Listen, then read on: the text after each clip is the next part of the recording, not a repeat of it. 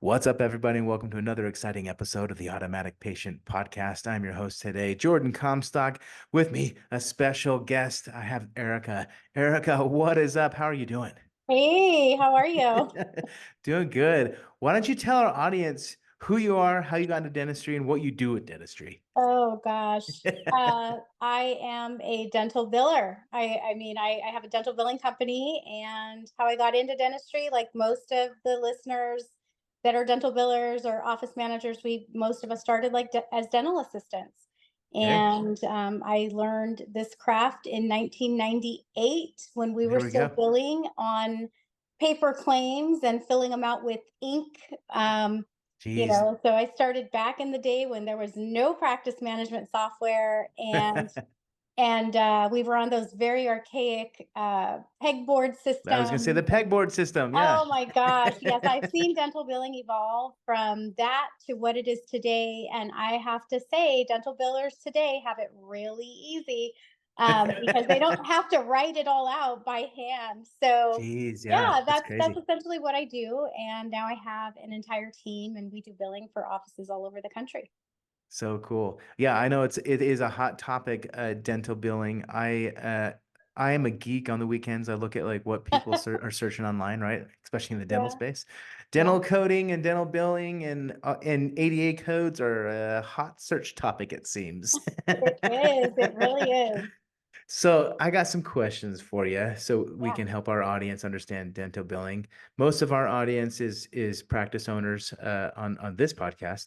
Hmm. So I have questions as if they were here in the room. Every week I record with Dr. Dan Nelson, who's not here today because he was on our earlier podcast. But Hmm. I'm like thinking, how would Dan ask these questions as a practice owner?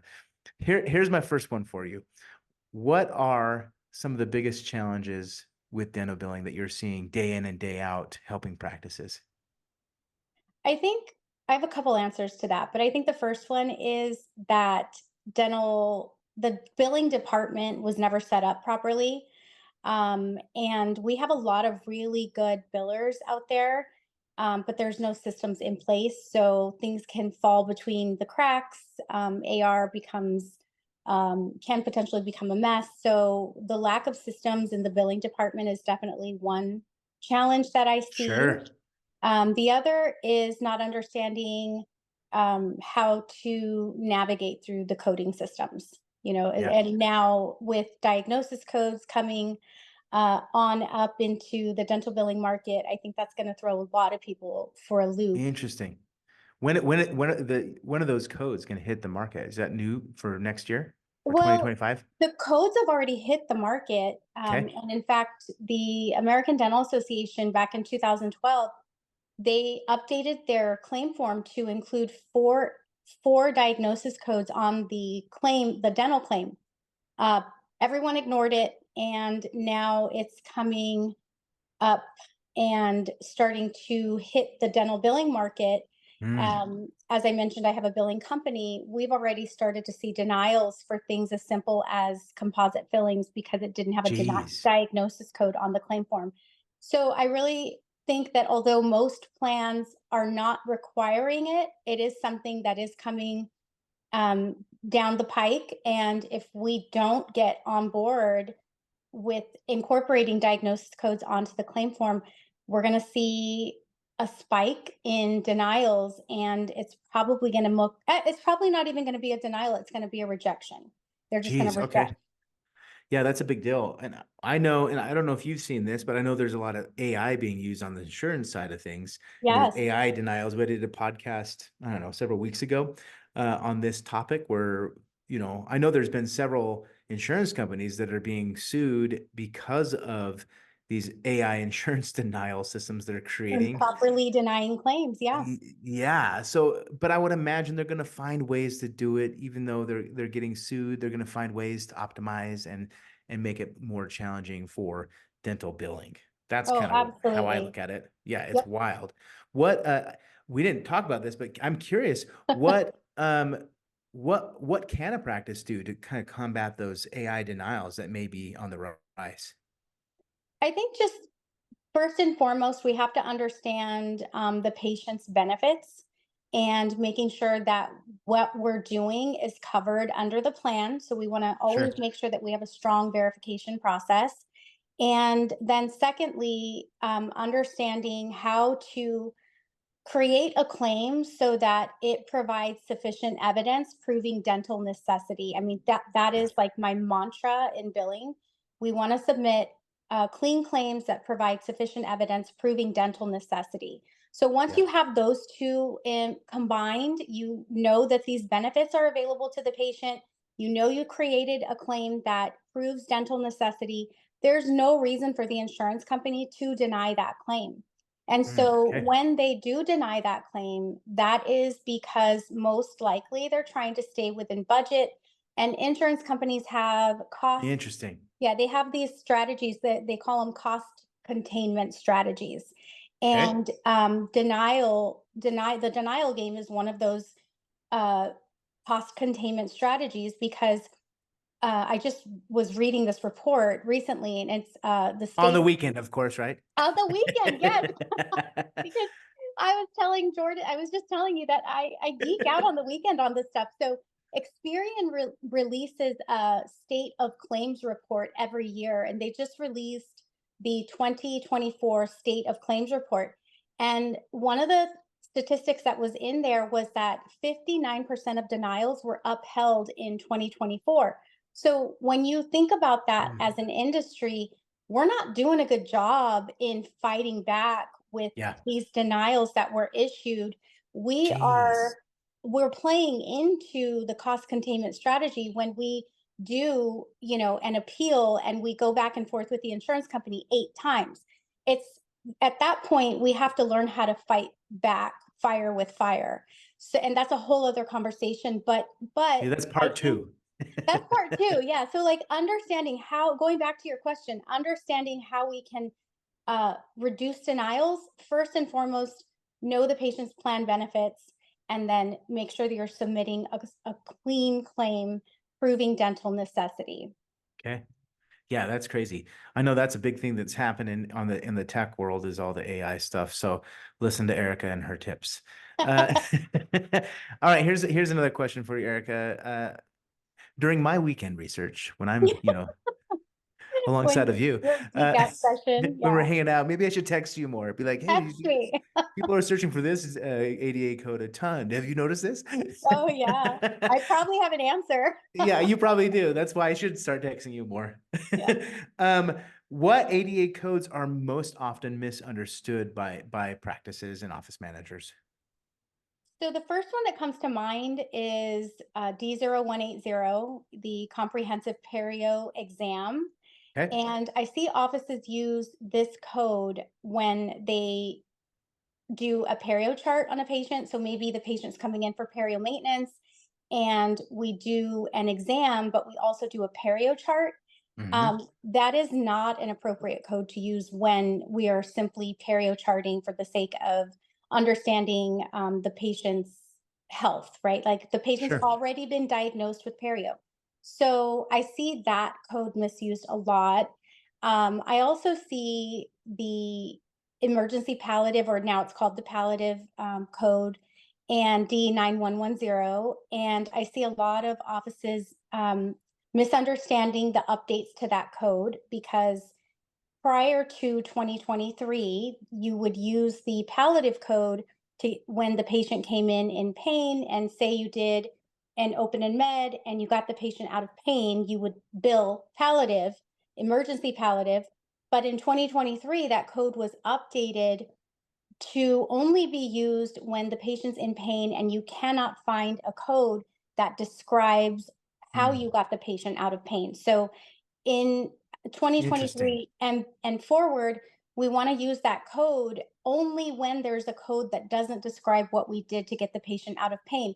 Teresa Duncan gave a great example when she was going over this code in one of her reviews. And I love this example, but it's appropriate because if the patient comes in with a popcorn kernel, stuck in between their gums, obviously there's discomfort, and we don't have a code that says, we got a popcorn Popcorn kernel kernel. out. We don't have a code for Yeah. that. So we went ahead and billed 9110.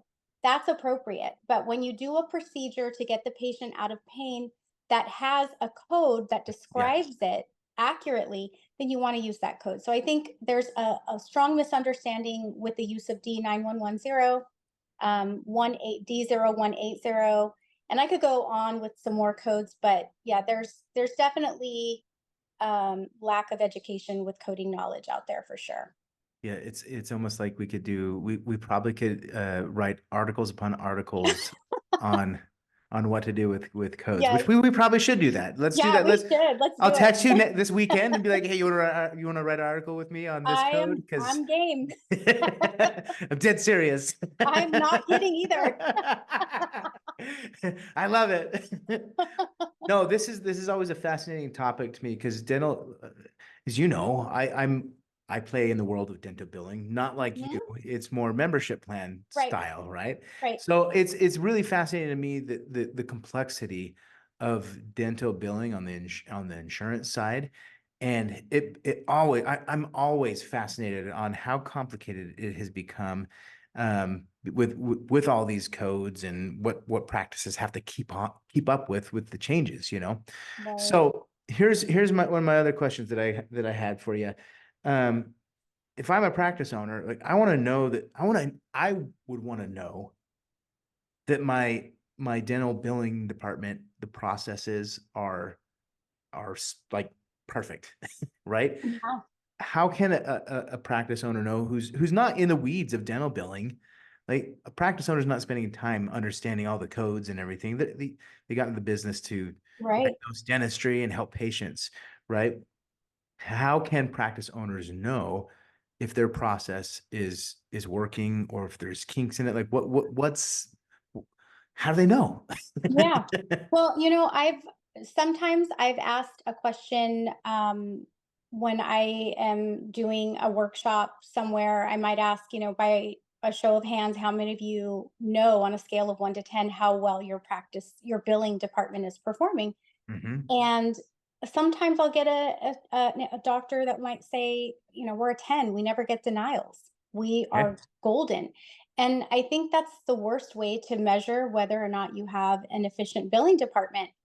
One of the ways that we help to capture as much insurance revenue for the practice, is by creating a coding profile for the doctor. Okay. And that is simply just running a report that identifies the top 30, 40 codes that make up the practice income.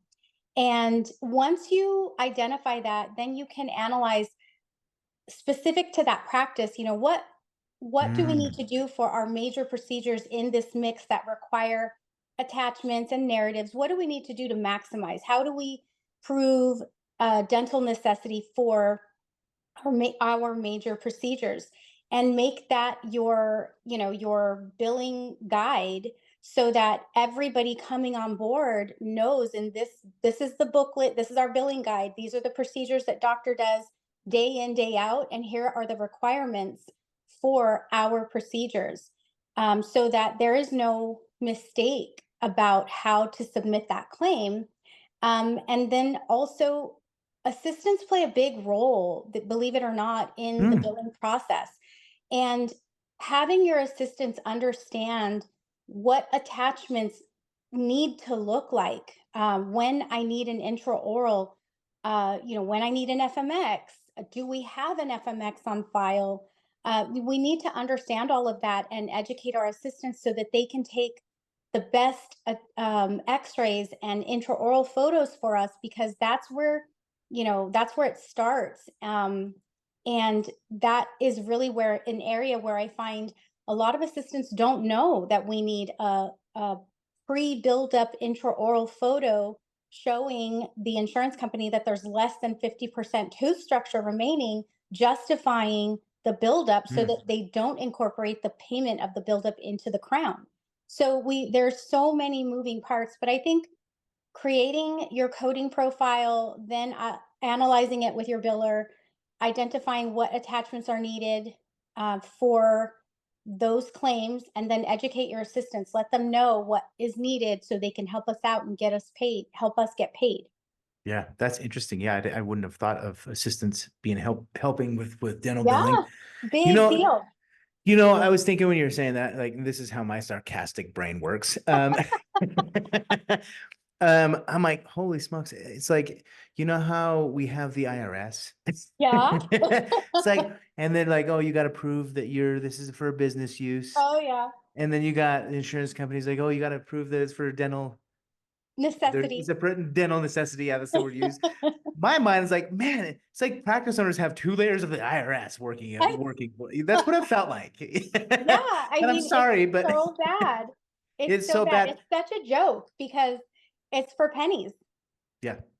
It is interesting, and in at least with my line of work, we like 95% of practices that come to us, maybe even 100% now, are trying to reduce dependence on insurance companies I don't blame them. because of the nuance and because of the craziness and because of the cost. When we put our PPO write-offs and look at them as a marketing expense, it's like, oh man, to acquire a PPO patient, Mm-hmm. through an insurance company marketing strategy, because it is a Mm-hmm. marketing strategy, Yeah. that means that patient will always have a cost associated with it called the write-off Mm-hmm. from a business standpoint, right? So that would mean that PPO patients are actually more expensive to acquire because I'm not even talking about all the things that you got to do to get money into the door, Right. right? It's Right. like holy smokes, just right from the beginning, there's that insurance write-off that occurs. And if practice owners aren't thinking of that as like, hey, this is a marketing expense because it is, It's a right? very expensive It's a marketing expense. very expensive marketing cost, right, to the practice that goes on indefinitely, right? As long as that Oh patient yeah. is in existence in the practice, right? So that's how I feel when I look at it as another business owner. I'm like, oh, this is a really interesting go-to-market strategy for practices that they've involved themselves in so deeply. It's always fascinating to me. So Oh yeah. Definitely. Definitely. And then, that cost in addition to the rework that insurance companies impose on practices because of the mm, denial game that they play. I mean, I it can cost a practice owner anywhere from $25 to rework a claim up to geez, $150, depending on how many times we go back and forth. So if we're sure, trying to get a pro fee paid for geez. $60, you already lost, you So know. And So if you're working with insurance companies, which most practices do, dental billing efficiency is probably something that we need to measure weekly or monthly within the practice. That's where my mind goes is yeah. like, all right, if I had to deal with this, what I would need to understand the efficiency of the dental billing process. That's really interesting, actually, The especially because two it's got the high metrics that, cost. well, if I could just add really quick though, the two Yeah. metrics that I care about when we are reviewing a billing department and I'm looking at the progress since we took on a client, for example, all I care about, Jordan, is Hmm. that the AR is going down. So Okay. insurance AR is reducing and collections are going up. That's Great. all I care about. If I don't see those two metrics moving in the right direction, then something's wrong. You know And where to that's go what I think sniff and practice fix it. owners simplify it for them. AR is going down, your collections is going up, and that's all that matters. Hey, that's good. I like having those data points, Yeah. to when you're managing a business, data is everything. So Yeah. that's fantastic. Awesome, Erica. So if people are looking on our podcast, listening, uh, needing your assistance and help, where do they find you? Do you have a website? Are you cool on Instagram? Like, where do they find you? Let's go to Instagram. So Instagram, you can find the company Fortune Billing Solutions, Okay. and we are on Instagram as Fortune Billing Solutions, and currently working on the website. But yeah, you can. We're very interactive there, and I am really excited about everything we have going on inside the company right now. Hey, that's awesome.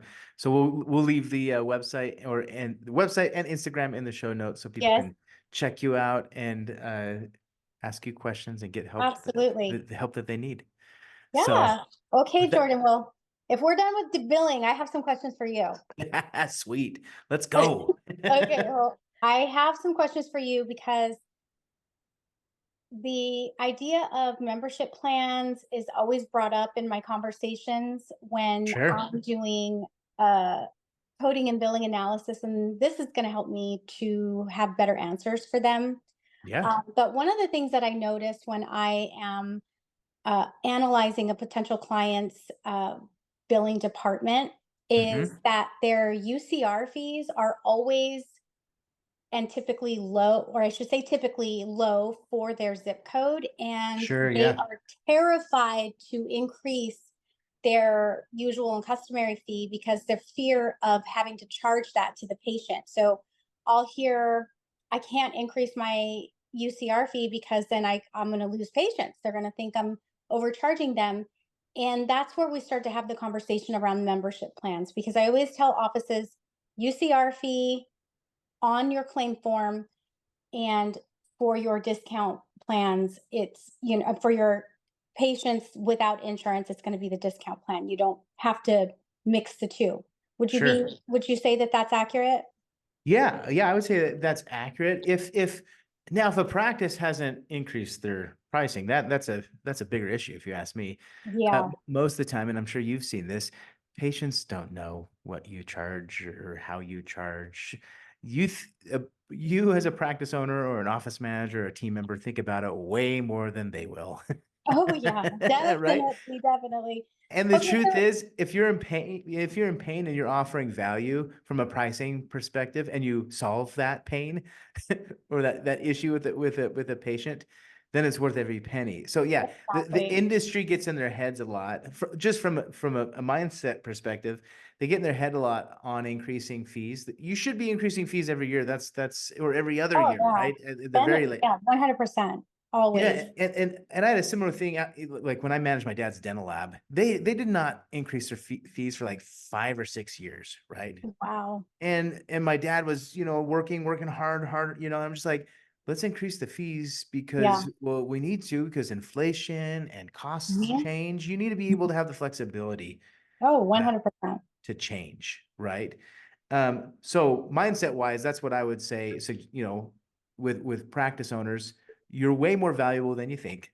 Stop denigrating Oh my and gosh. increase your fees because you're valuable and your patients need the service. It's Well, simple. yeah, I mean, and so that brings me to my question is like what are the benefits of a patient membership program to a Yeah. practice? So yeah, we'll talk about the patient benefits and the practice benefits, starting Okay. with patients because patients are everything, right, for our Yeah. practices. The benefit of the patient is it's budget friendly, right? Yeah. Often the biggest reason why patients don't say yes to treatment because it's confusing to them, right? And or they may be scared of the costs to getting the treatment, right? Hmm. What a membership program does is it makes the preventative care in most cases, depending on the plans, because there are different plans that you can offer your patients. But in a general dentistry practice, a preventative care membership program is pretty common, right? So one, it Yeah. helps with the patient mentally with a budget-friendly option to get dental care they need, especially if they're uninsured. Or if they Hmm. don't like their insurance, often that's the case. They don't, insurance can be confusing and complicated, and they just want to pay the doctor direct. It just is a Yes. simple, convenient, budget-friendly way for the patient, right? Oh yeah. Second Definitely. is with the discounting off of the fees within your practice, right? It allows the patient to get peace of mind that you will take care of them because they don't have insurance or because they've chosen to move off of insurance into your membership program, right? So there's peace of mind that they get if they need any additional treatment, that they're going to get some type of discount for being a member, right? You pair that with patient financing or even payment plans, like in-house Right. payment plans, which our technology helps with payment plans and patient financing. We've got some providers in there. You pair that and it allows for case acceptance to increase because you're allowing easy budget friendly options for treatment, from membership Yes. plans to finance plans, right? It helps the Right. patient say yes more. So that's the benefit. It helps the patient say yes more, right? On the flip side of the practice benefits, it helps the patients to say yes more, right? So you get more revenue. Yeah, it's a dual It's purpose, a right? dual, yeah, right. So a membership program, one of the biggest benefits is generating predictable recurring revenue for a practice. And that's We ha- everything. Yeah, that's that's everything for that's practice. it's everything. Cash flow, no matter what business you run, cash Yeah. flow will always be king, right? Hmm. And we've seen, Erica, with the practices that we manage with the Boom Cloud technology, we see practices get to like $1 million or over in annual recurring revenue Wow. because they've scaled their membership program the right way, with systems and with marketing. And I can get Hmm. into that here in a minute, but that is one of the benefits is predictable recurring revenue. We found too that, well, I'll say this in another question. It's really fascinating data on the differences between PPOs and It's membership like you patients. read my mind. Like I read your mind, yeah. It's like you read my mind. Like that's what I was going to ask next. Like, what is the difference between a PPO patient and a membership patient? And then I saw this question get thrown around a little bit in, I think it was an office manager Facebook group, Okay. and people were debating about, if a patient has PPO benefits, can they purchase the in-house plan? And Yeah. one trumps the other, and there was a big debate around it, and there was a lot of misinformation in there. So, in addition to asking, like, what is the difference between the two, can you also answer that question? Like, what happens when one or the other or both come into play? Insured patients that maybe hit their maximum and Yes. need extra assistance. Yeah, that's a common question. Absolutely. And the answer to that is it depends on where you live. But yeah, we'll get to it. So the difference between PPO patients versus membership patients, and I'm going to add a new one in there, versus cash patients as well. So those three cohorts of patient Yeah. types. We've seen PPO patients, which is a large portion of a lot of our practices. That we see. PPO patients often, from a revenue perspective, they spend less, right? They say yes less to treatment, meaning PPO patients on average from the practices that we looked at roughly spend around $500 a year, right? With the practice, right? Wow. Adding all that, you've got all the admin costs, the dental Yep. billing costs that you're so familiar with, right? And the cost to maintain that patient type uh, is expensive, right? When you've got a membership patient, or let's start with cash, and save membership for the last. Cash patients often is the most misunderstood cohort of patients. Everybody thinks that cash patients are the best type of patient. It's like, Yeah. often I hear when I'm talking to practices, like, why should I discount or allow my cash patients to join my membership program when I'm collecting 100% of the fee? Awesome. Yeah, that logically makes sense when you think of it that way. But when you dig into the data, only 20% of the time cash patients are saying yes to treatment. Compare that Mm. with PPOs. PPOs are saying yes. PPO patients are saying yes on an average of like 30 to 35% of the time to treatment. Mm. In fact, your PPO Mhm. patients are better from a case acceptance Right, perspective, right, right? exactly. Now, from a revenue per patient perspective, your cash patients are better, right? Um, and those cash patients, typically the offices that I looked at, they're saying yes to like and spending about $900 a year. So from a revenue perspective, cash Hmm. patients are great, right? And then we look at the membership patient cohort. It's like on average, those membership patients are saying yes like 45% of the time to treatment, Wow. which is the highest case acceptance rate out of those three cohorts every time I look at it. And the membership patients with the subscription included spend around 2,150 a year, Wow. 2,150 a year. Now, that's going to ebb and flow because not everyone needs a crown every year, right? But Hmm. the year this last year, looking at several of our practices that done that have had those three patient cohorts, that was the data that we Wow. recovered from that, right? So they say yes more to treatment and they spend more on Hmm. treatment. What does that mean in regards to marketing and getting the right patient type in your practice? Well, it means when we look at those three cohorts, it means that membership patients are actually the most profitable patient type because one, they're committing with their wallet, right, with Yeah. that Hmm. monthly or annual subscription.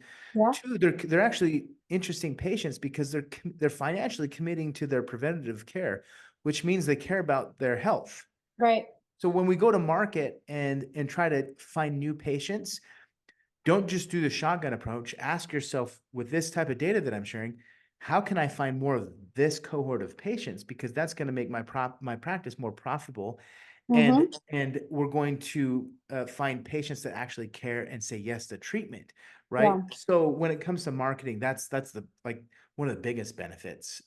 Yeah. Back to the question number one, I didn't talk about the marketing benefit, is finding membership patients is actually the most productive thing that you can do from a marketing standpoint. And then, Makes of sense. course, when you're working with those patients, your existing patients, it's the best cohort because, well, they commit to your practice, and Yeah. you want people that commit to your practice. Yeah. That's what's going to keep you in business.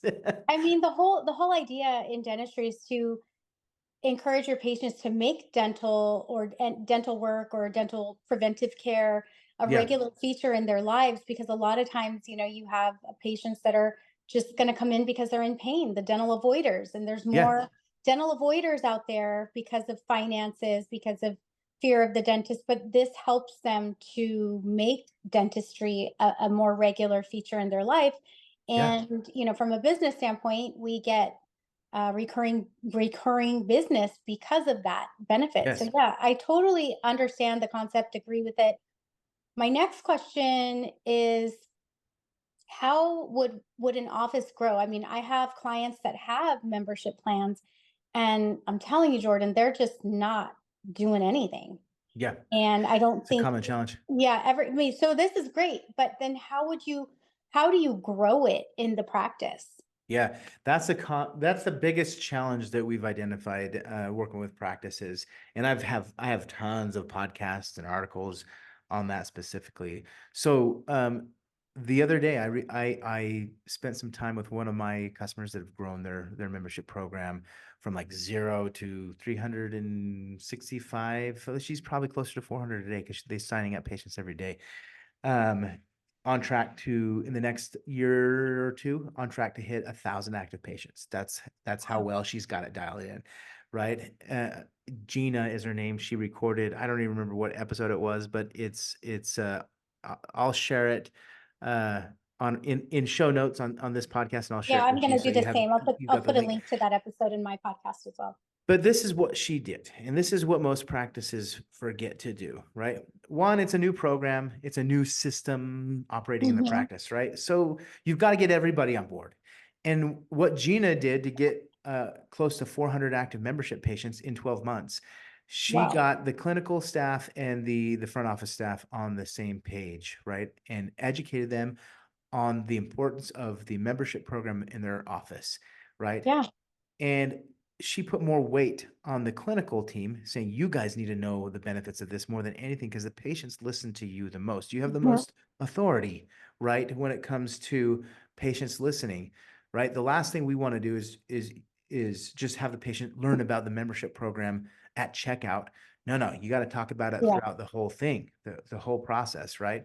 And once again, this is how boring I get, Erica. I've literally sat in offices for hours at a time, watching patients come in and identifying if they're insured or uninsured, and the practice, what their internal operation was. The ones that had their front office trained and then had signage and Oh, yeah. their clinical team talking about it, like clockwork, those patients signed up without question, right? Because it Wow. is a massive benefit. So internally, that's what you want to do, right? That Mhm. every practice, every mature practice has an opportunity zone to get these membership patients, to find uninsured patients or inactive patients and turn them into members, right? So Mhm. internally, you want to make sure your clinical team understands it and is talking about it. If not, and you're letting it just be the front office, you're going to have some challenges, right? Right. Two, and then you want to have signage everywhere that says no insurance, we can help type signage, Oh, yeah. right? We have all this that we supply all of our practices as well, right? So when they use our software. Um, Another thing that Gina did that I thought was interesting was you identify all the uninsured patients that are existing, and as they're coming in, you're having a meeting, a morning huddle, right? And saying, hey, Yeah. these are the uninsured patients that are coming in. Let's make sure we talk about our membership program, clinical team, and office team. So by the time they leave, they become a member. You know, Yeah. she's on average, I think Gina was signing up 30 patients a month with Wow. that simple thing. A third thing that I found was interesting is she's an office manager that what used to be a hygienist and became she's way more business oriented than I mean I'm sure she's a great clinician on the hygiene side. I don't know, but from my interview, she's a really smart business person, and she ensured that the patient experience was positive for every patient, right? Having a systematic patient Hmm. experience so they don't have to spend money on like traditional digital marketing, for example. Now, there's nothing wrong if you have to spend money on digital marketing. I actually highly recommend it when your patient experience is top notch, right? That's Meaning you have patients wanting to give you reviews and referrals, right? That is a big thing where practices often fail. I remember years ago, I had a dentist call me in frustration because he wasn't growing his membership plan and using our technology. And before I got on the call, I had a quick look on his reviews. I'm like, oh, I know why patients aren't buying from you because they don't like you. Right. So be sure to have yeah, a patient experience, a system to offer the same type of patient experience every time. every Right. time. It's so Everyone needs to important. know their lines. I call it like a play. Yeah. And Yeah. You're It's absolutely right. everyone needs to know their lines. It's just like creating a play, and I know a lot of people might scoff at the idea of that because it's like, well, Nope. who has time for that? But let me tell you, the most high performing offices I've ever worked with had an intentional patient experience. Yes. And That's there the you key. can't refute that. You cannot refute the fact that you put some time into everyone's lines, body language, the whole shebang has to go into the patient experience. So I love that you're reiterating that. Yes. So once you get that down, Yeah. that process down, then you can do external marketing, right? So that's the Yep. internal marketing side. That is the number one thing that your practice needs to solve for, right? Is that internal marketing and understanding your existing patients and how to give them a great experience, and then also how to communicate to them. If you got a patient communication software, like Weave, for example, Right. you can send them messages before they come in like, hey, we know we noticed that you're uninsured. Did you know that we have a membership program? We'll talk to you about it when you get here, right? Yeah. That's a systematic approach like that for internal marketing. Fantastic, fantastic, right? And then from the external marketing side, once you get all the patient experience all nailed and solid for your patients, Yeah. then you want to look at digital marketing type services or direct mail. We had a Hmm. practice grow to like 2,000 active membership patients just by using direct mail, targeting 55 and up communities, right? Yeah. That have lost their dental benefits They've lost it. and Yeah. they need more dental care, right? Because their teeth are wearing out. They were like the number one client we saw at the dental lab. Yeah. Their teeth are wearing out, right? Yeah. And they have problems. So that's ideal, the ideal patient profile for a membership plan. Another Hmm. way to go about it is reaching out to small business or business owners in your local area and saying, hey, we know you're a small business owner. Two Yeah. things. We want to collaborate with you and give an offer to your let's say it's a restaurant, for example. Hmm. We'll buy, let's say it's a pizza place. We'll buy breadsticks for this day for all of your patients or for all the customers that come in. It will say, we're glad we made you smile. Check out, Dr. So-and-so's office, right? Yeah. Um, there's things like that that you can do for networking with business owners. And then at the same time, go to that business owner and say, hey, we also know that you're a business that's under 50 employees and most Yeah. likely don't have a benefit package for your employees. We would love to give your employees a way to sign up for dental benefits through Yeah. our membership program, right? We have a practice that has done that. They actually used restaurants and they scaled their membership program, I think, to like 400 or 500 active membership patients because they went to small restaurant owners Yeah. The and Chamber their of Commerce teams. is what comes up in my mind. That's Like another the one. Chamber of Yep. Commerce, go to the Chamber of Commerce Yep. and talk to all those small business owners there. Yep. That's a great way. That's a great way to talk to one person and get 20 new patients on your Yes. membership program, right? Or Hmm. whatever the size of the business is. My employees here at Boom Cloud, we don't offer dental insurance. We offer a dental Hmm. membership plan with Dr. Hmm. Anderson at Essential Dentist. What's up, Dr. Anderson? Um, all my team members, we pay for a membership for Yeah. all of our team members here at Boom Cloud. The same thing we do. we help a lot of optometrists create membership programs Yeah. as well. Dr. Gray, what's up? We are members. We are members of his optometry clinic membership I program, saw that. I and saw that. all of our employees are. Well, we're actually just crafting a plan for all of our employees. We haven't done that yet, but that's the goal. And the So interesting cool. thing is, every community has an optometrist. Every community has a medical practice, private medical practice they go to. Network with those types of people that have Yes. health-oriented patients, and Yes. create a referral engine to drive membership patients, right? So that is an out of the box way to get more membership patients, aside from the digital marketing Right. uh, agencies that you can hire that help you get more patients, right? So those are ways to grow Wow. it. It's really important to not, it's easy to set up a plan. It's can be challenging if you don't have the right internal and external marketing systems that your team does to grow the membership program. So those would be my quick tips. I can probably spend 3 episodes on talking about growing a membership program. But I think at the core, it's all going to come down to your patient's experience. I mean, That is the core. ultimately, Well, you because know, then membership patients refer membership patients. Just you yes, saw my video the other day on Facebook. yes, I posted that I signed up for Dr. Gray's optometric membership program that was so cool. In Lehigh, Utah, right? Why did I do that? Because, well, I'm an uninsured membership patient, and Hmm. I liked his plan. And he took care of my daughter, right? I signed it up for my daughter, and she got glasses, and he took care of her, right? And I Hmm. enjoyed the experience so much. I posted about it, and I got more referrals for his clinic, right? That is so cool. Because I believe in what he's doing, and I was delighted, right? How he took care of my daughter, right? Yeah. So that's what a membership program automatically does. It creates delight to your Yes. patients, right?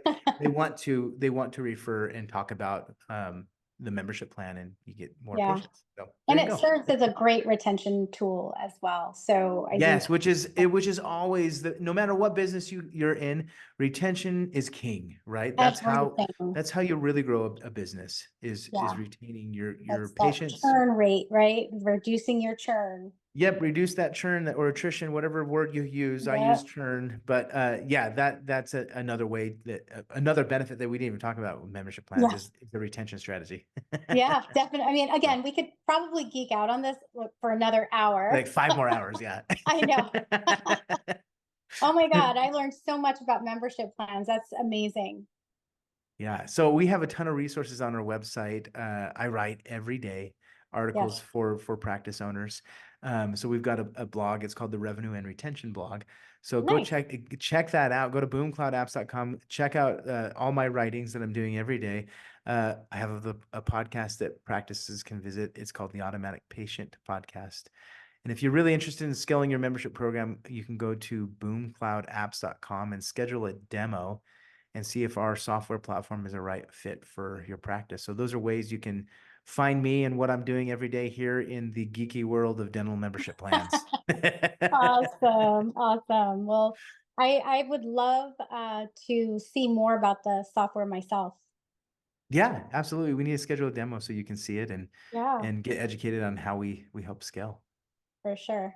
Definitely. Okay, with that said, we hope everyone has a rocking day. Yeah.